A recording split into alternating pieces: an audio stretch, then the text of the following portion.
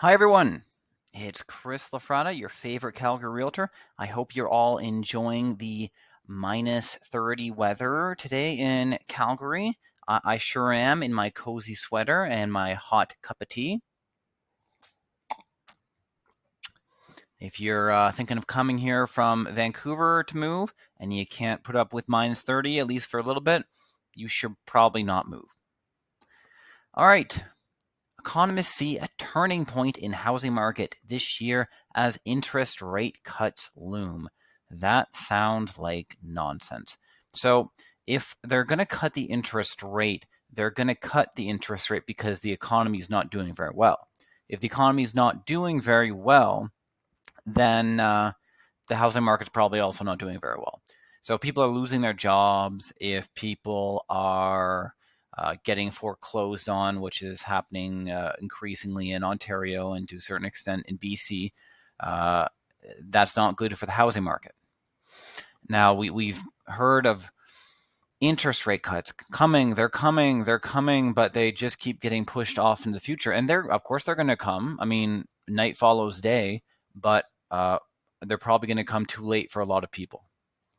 A lot of people in Ontario and BC bought homes with variable rate mortgages, and then those homes lost 30% of their value. The mortgages tripled, the payment tripled. That's not good. So I would say this is a lot of misplaced optimism. Could be wrong. I could be wrong. Calgary's still going to do good. We're still going to go up probably 3 to 5%.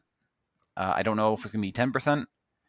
I really don't think it's going to be 20%. We're going to do well. But turning point, I don't know. I don't think that's correct. All right. Allowing life's second act is Alberta's culture. Alberta is remarkable on many levels: geographical, historical, and social. Yeah, Alberta is a pretty awesome place to live. I've got to be honest. I've lived in 3 different provinces, and Alberta's pretty cool. People keep coming here, and we're not the redneck place that we're made out to be. It's actually very diverse, very beautiful. Lots of waterfalls, lot of outdoors activity to do. If you want to go skiing, you want to go biking. We even have some jobs. If you want a job, you want employment, we can do that.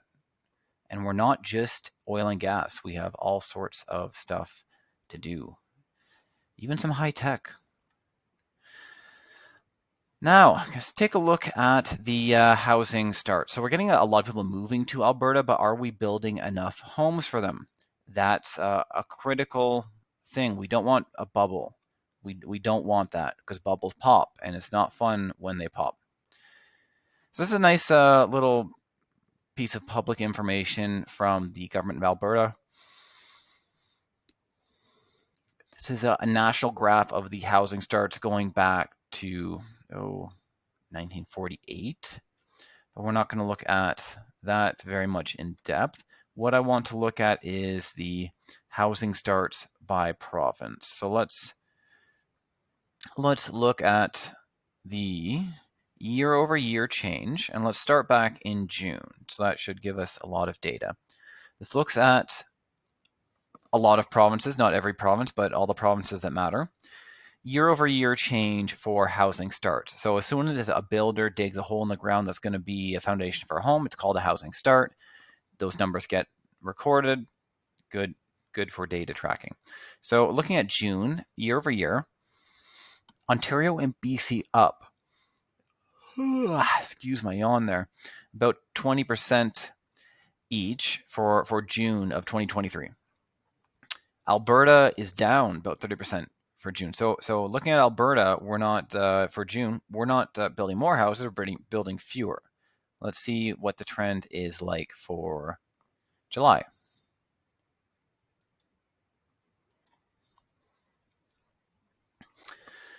So July, BC, Ontario, and Alberta, those are the only provinces we're looking at because those are the only ones that matter. They're pretty much flat year over year. Alberta's down 5% year over year for housing starts. All right, that's July.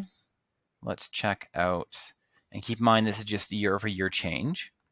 Let's check out August. What happened in August? In August, Alberta is up 21% for housing starts.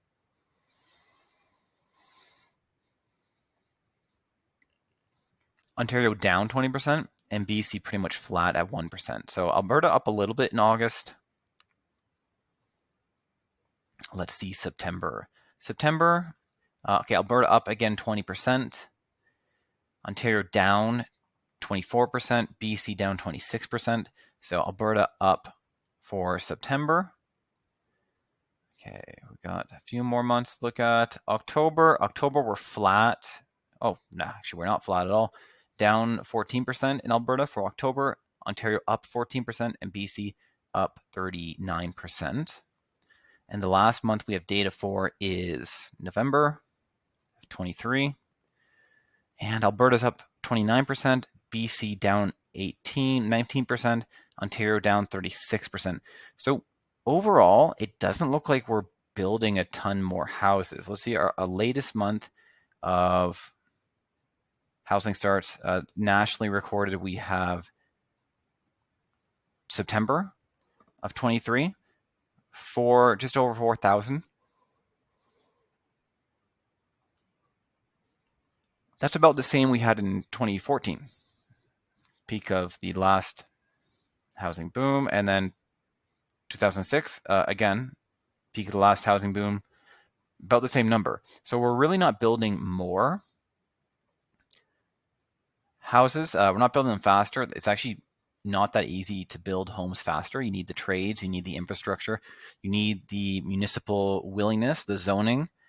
BC is very hard to do because they have pretty much run out of land. Ontario is almost in that situation. They have a lot of land, but not all of it they want to build on. Alberta, we have tons of land, so it's pretty easy to build here, but it still takes time. Canadian study permit applications from Indians are down. So over the past few years, the international students have been really helping to increase our population. Our universities have been bringing a lot of students from India. The international students pay a lot more tuition than domestic students. So we've been using them as a resource, basically our educational institutions, and they have been exacerbating the housing crisis. Now, this word of this has gotten back to India, and a lot of Indians aren't coming here anymore because they know how bad it is. They come here, they can't find housing, they can't find work. It's not the opportunity it's been advertised as. So almost 60,000 fewer study permits for Indian students